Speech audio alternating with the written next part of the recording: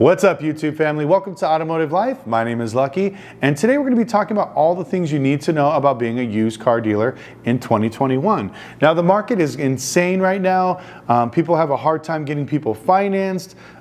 People are running out of money. The stimulus money's gone, so all the stimulus dollars are gone. Car prices are insane right now. The auctions are charging fees. The banks are charging higher fees to buy stuff. So I'm going to give you guys all the pros and cons of what it's like to be a used car dealer in 2021, and is this the right move for you? So whether you're thinking about opening up a used car dealership, you're in the middle of doing it, or you're actually an existing dealer, I would definitely stay tuned, because I'm going to give you some of the tips and tricks that we're using right now to help get people funded, as well as kind of move business along, so this way we can wait till 2022 and hopefully things get a little bit better. Now, before I get into that, if you can please do me a favor and gently squeeze the like button for the YouTube algorithm. It helps me find more amazing people like yourselves that enjoy automotive content. Also, if you consider subscribing, we post great stuff like this all the time, 3 times a week, so make sure you click the notification bell.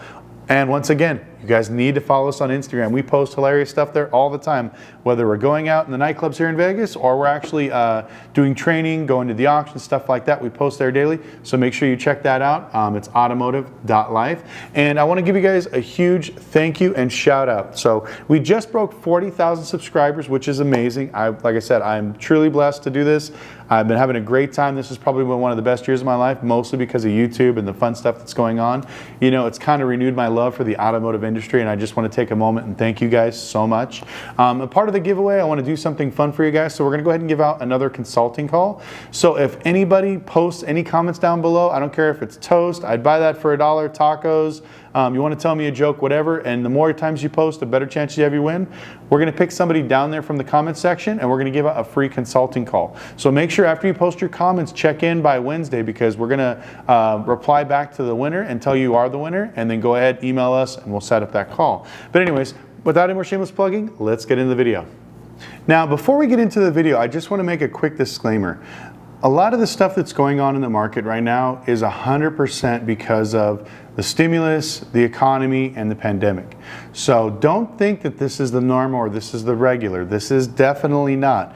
I see a lot of people, they either love it because they're selling cars like crazy, or some people hate it because they can't buy cars at a good price. People, you know, don't have any money to put down because they're refusing to work and just stay home and collect stimulus money or unemployment. And so it's really messed up the economy and the overall look of the automotive industry. Now, just like rental cars, I tell everybody, the market is going to dip a little bit. It's not going to crash. It's just going to do a market correction. So, you know, I wanted to make this video so this way it gives you a little bit of heads up of what I think is going to go on, what's going to happen, and how the market's actually going to correct itself, and why it actually is a good time for you to either continue on with maybe starting a dealership, or if you're in a dealership, start bunkering down, getting ready for some of the things that are going to happen.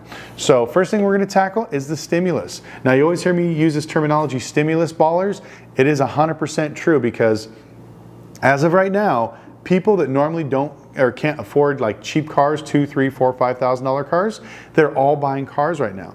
But once this unemployment ends, which in Vegas it just ended, a lot of these people can't survive on the $300 to $400 a month that they're getting from unemployment, so they're going to be forced to go back to work. A lot of people are still not going to go to work, so what they're going to do is they're going to wind up selling their cars, putting stuff up for sale, and hopefully those cars coming into the market will start to lower the price of used cars. Now, this hype of the chip shortage is really screwing a lot of people, because, you know, we made a video about this a little while ago where my friend in Detroit has already done about 20,000 cars, Ford F-150s and 250s, that are already on the streets to their dealerships. But they keep hyping up this thing about the chip shortage, so this way they can still keep the used car prices and new car prices at insane rates. Like, oh, there's none left, you got to buy this deal, this is the only deal. I'm telling you, that stuff is not going to stay for long. You know, everybody's saying, oh, the market's getting more expensive or whatever else. I did a video probably, about a month ago, where the used prices are coming down, and people still fight and argue, well, no, the prices are still high in my area. They're still high at the dealership. They're not high at the auction. Now, there are a lot of people that are overpriced and that are buying stuff stupidly, but we're seeing about 2 to 3% prices down every week week after week and month after month. So the last 3 months, we literally watched the prices go down steadily. Now, not saying that this is going to trickle out to the economy and prices are just going to drop, because I think that's what people are expecting, but you're going to start to see that, like I said, the supply is getting up there. So when I made that video about a month and a half ago, 2 months ago, we were running about 500 to 600 cars at the auction. Now we're close to about 1,200 to 1,500 cars. So as you know, the supply is getting more. Repos are starting to come in. A lot of those forbearance programs that banks have, that shit's over. They're snatching up cars. They're no longer making deals. They're picking up vehicles. And so those repos are trickling in. You have the people that are, trading in their new cars, their used cars to get new cars.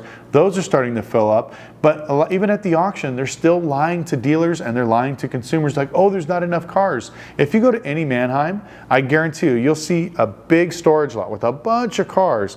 And then they'll trickle out like 500, 600 cars every week. So this way they don't want to drop, $2,000, $3,000, because right now they're getting top dollar. So they're tricking people into saying, oh, there's no supply, so demand has to be high. So don't believe the hype. If you're a dealer and you're going to the auction and all these idiots are overpaying, do not do it, because what's going to happen here shortly is when all the stimulus money runs out and nobody can sell a car, all those people that overpaid for those cars at the auction, they're going to get called on either their notes, their lines of credit. So they're going to get those calls like, hey, you're into this car 20 grand. It's actually only worth about 15. You need to pay $5,000 of that down. They're not going to have the money. So guess what they're going to do? They're going to take it back to the auction. So now you have repos, you have trade-ins, and now you have dealers bringing in cars because they can't get them financed or done because they bought them for way too much money, more than what actual retail is. So don't get worried about, oh, I can't buy any cheap cars, or I can't get any good cars, or whatever else, because, these prices are going to go down. It's not going to happen quickly, but watch. I guarantee you, there's a lot of cars that are going on if bids. If you're a dealer, you know what that means, but if you're not, basically when we go to the auction and let's say I'm the high bidder and I bid $20,000 for this Jeep Wrangler and they say they want 25 and mine's the only bid, I'm considered an if bid. The owner has the right to refuse or accept my offer. Now, most times they're going to refuse because they want more than what actual MMR is, which is like wholesale.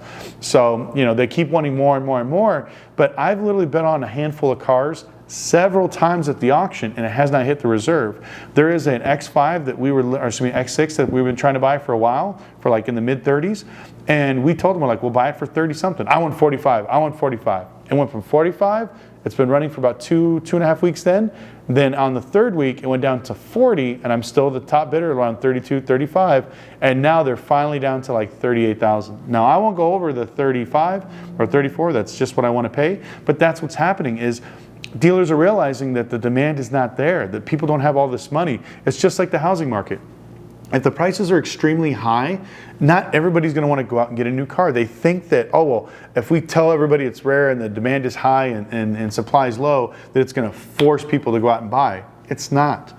The only reason I bought my new car is to take advantage of what's going on in the market, because that fake inflation, like I said, your car is actually worth more today than what it was a year ago. So when it comes to that, buying cars at the auctions, don't even worry about it, just pass on it. Next thing we're talking about is the lending. Now, if you are in the prime market, you're okay. Prime banks, they're usually giving around 2 to 5% for well-qualified buyers. A lot of these banks are not really charging any money right now. So I don't know if you guys heard, but basically when you sell a car to a bank, they actually charge you a fee to buy the deal.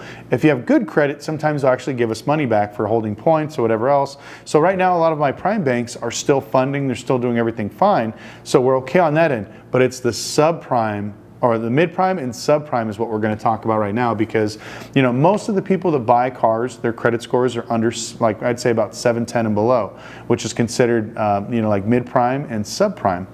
And what's going on right now is the banks are very scared because they know that a lot of people in the economy are basically making money from stimulus and unemployment. So you have people that traditionally, let's say, worked at Burger King and they made $1,800 a month or $2,000 a month. Now they're making $4,000 a month with unemployment and stimulus. So they're qualifying for loans and stuff like that. Almost double what they normally make. Well, guess what? That money's gone. Now they have to go back out and let's say they get back their regular job and they're making $1,800 to $2,000 a month. And now they have a $700 car payment. they can't afford it. So the banks now are realizing this. They've already pretty much got all the money they can. They're going to start selling off these notes to other banks, and I bet you they're going to start lowering approval rates, because already as of right now we've seen the fees are going up and up and up. We have people with like maybe 610 credit scores, not that bad, not that great, but in the middle, and they're still charging us $500, $1,000, $2,000 to buy these deals. It's ridiculous. You know, we've had people where, you know, they worked and then they got shut down because of the pandemic and now they're back to work. They call that instability of income, so they automatically charge us $1,500 to get the customer bought. Even though the customer has been at their job for 10 years, that's what these banks are doing right now. Whatever they can do to offset their risk and offset their costs, they're trying to charge us dealers all the money. So if you're a small used car dealership and you're dealing with financing right now, please be prepared. When you're buying cars, you cannot afford to overpay for a car, because if you pay, let's say the car's worth 10 grand and you pay 11, and then the bank wants to charge you 2 grand on top of that to actually to get these people approved, you're going to have to get almost $3,000 to $4,000 down, which you won't be able to get because these people don't have the money anymore, and you're not going to sell that car. And that's going to be one of the cars that's going to go back to the auction. And like I said, it's going to start that market to drop little by little. Now, we talked about the dealership, we talked about the financing, we talked about these dealer idiots that are overpaying at auctions. Now we're going to talk about the customers. You know, usually when the economy starts to turn around and it goes down, not in a good way like what we're going to happen here, when the economy tanks, when all the stimulus money takes off, you're going to get a lot of fraudulent paycheck stubs, a lot of fraudulent bank statements, and it is your job to double check, to call these people, to Google it, to do whatever, because, you know, the recourse is a real thing. If you guys don't know what that is, if you're not a dealer, if I sell you a car and the bank assigns me a 3-payment recourse, I'm on the hook for your loan for 3 months.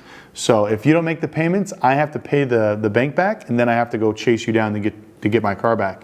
So what's going to happen, and this happens every single time the economy gets bad, you know, people start lying, they start making fake pay stubs, fake driver's license, fake bank stubs, or bank statements, and you're going to have to find these things out. You're going to have to go through with a fine-tooth comb. There's a lot of free apps that are payment calculators, but you need to do your own due diligence and check this stuff, because a lot of the banks will just push the paperwork through, but you don't want to be on the hole, because what happens is some of these bank clauses, which you guys don't see, if you're a dealer, when you sign an agreement, if it's considered fraud, they tack on another 2 to 3 months of recourse, which is part of your contract, which is not on the actual contract you sign with that per deal. It's on your actual dealer contract. So make sure you know that stuff, because I've seen people like, oh, well, I only got no recourse, it's no big deal. But if they find out the paychecks are fraudulent, they could tack on that 3-payment recourse and force you to buy back the deal.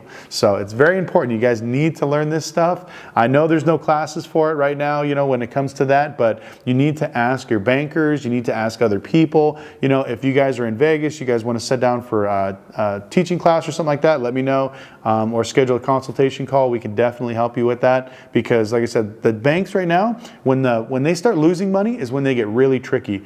And I've had banks where they've actually repoed cars, came back, you know, a year or two later and said, hey, Lucky, this car that you sent to us, after we repoed it, there was no running boards and the wheels are not there. We need a check for $300.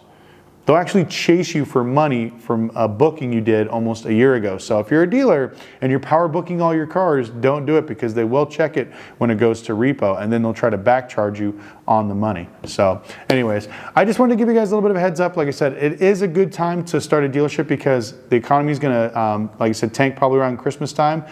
From October to December, it's going to be rough. But I believe in January, a lot of the new policies are coming out, a lot of new good things on the horizon. So hopefully we'll pick up a little bit from there. But that's when you want to be a dealer, is when the economy is bad, because it forces people to basically humble themselves out to when they're getting used cars, instead of this pie in the sky dream of everybody's going to get a $1,200 car payment by brand new cars. So anyways, thank you guys so much for watching. I truly appreciate it. If you learned anything, please gently squeeze the like button. I'd definitely appreciate that. Also, please consider subscribing. We do post 3 times a week. And once again, follow us on Instagram at automotive.life, and we'll see you next time.